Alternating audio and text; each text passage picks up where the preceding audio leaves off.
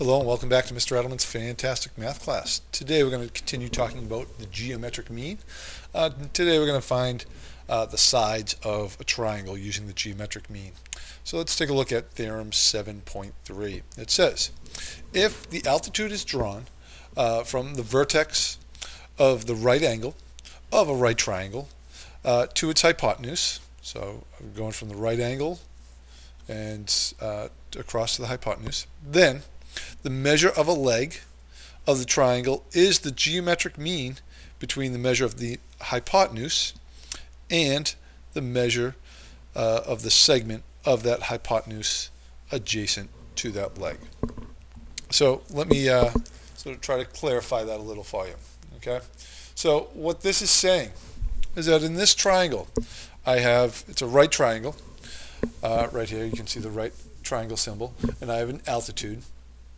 And what it's saying is that the side, so this side right here, so AB is going to be the geometric mean.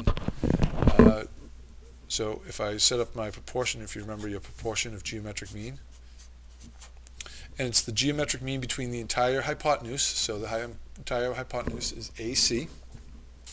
So I've got AC over the side of the leg, AB, equals that same leg over the segment from A to D. So that's how you find that side right there. So let's take a look at the other leg. And it's going to be the same thing. It's going to be that this leg, BC, is the geometric mean between the hypotenuse and this segment here.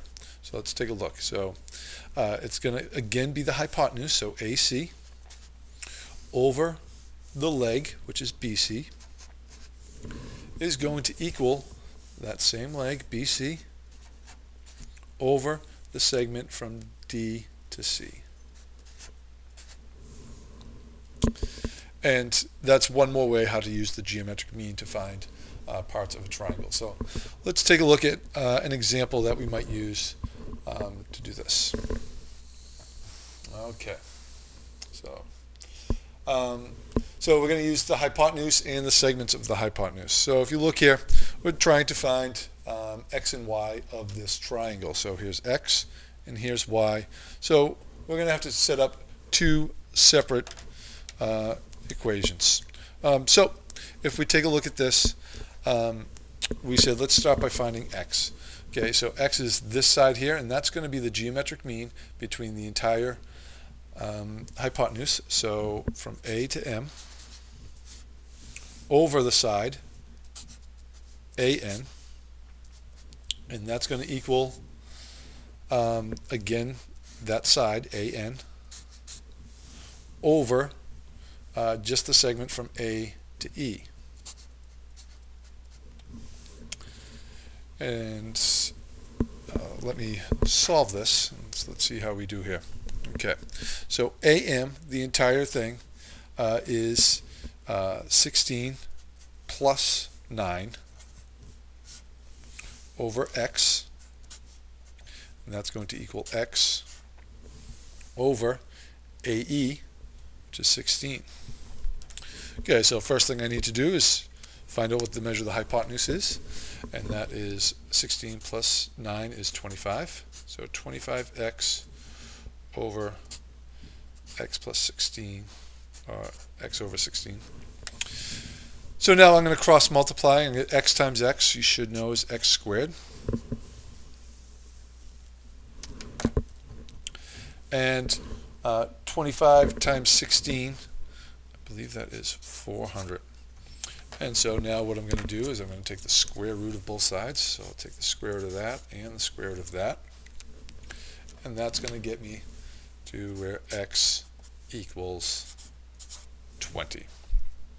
So that's how you find one side. Now let's go ahead and take a look at the other side here. But we're going to set up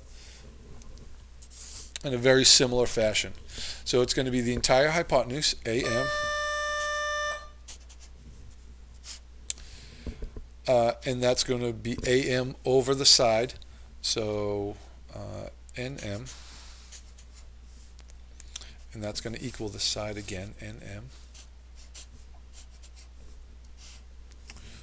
over just the segment from that vertex to where the altitude touches. So let's call that ME. Alright, so now we're going to plug in our information. And we already know that the hypotenuse is 25. We already figured that out over here. So AM is 25, NM is Y, and that's going to be Y over ME, which is 9. So then I'm going to cross multiply Y times Y, that's Y squared, and 25 times 9, so Y squared equals 225. And so then I take the square root of Y squared and the square root of 225. And so then I know that the square root of Y squared is Y, and the square root of 225 is 15. Okay, so that's how you would use the not the Pythagorean theorem, but rather the geometric mean to find the lengths of the sides of a triangle. That's all we have for today. I hope you've enjoyed yourself as much as I have. So take care and have a good night.